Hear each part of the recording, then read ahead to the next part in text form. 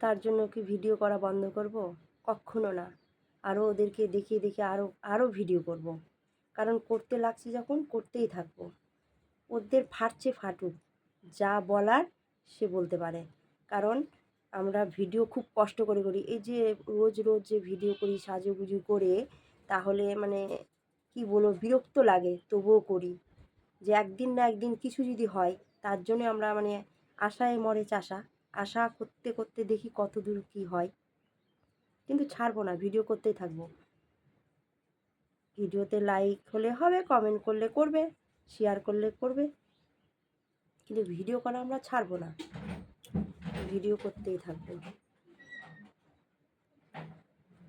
এটাই বলার ছিল। তবুও না মনের মধ্যে খুব কষ্ট হয় যে এত কষ্ট করে ভিডিওগুলো বানাচ্ছি, অথচ লাইক করছে না, দেখছে অথচ লাইক করে না। আর নিজস্ব লোকগুলো তো হিংসায় জ্বলে যাচ্ছে, মানে দেখে লাইক করে না। তো কি বলবো, অথচ আমার চোখের সামনে অন্যদের লাইক করছে, কমেন্ট করছে, অথচ আমাদের ভিডিওতে করে না। কীভাবে জানি না। তো আমরা কি সত্যি এতই খারাপ ভিডিও বানাই? খুব কষ্ট হয় মনের মধ্যে। তার জন্য লোককে আর কি বলবো, তোমাদেরকে বলেই আমি শেয়ার করলাম কথাটা।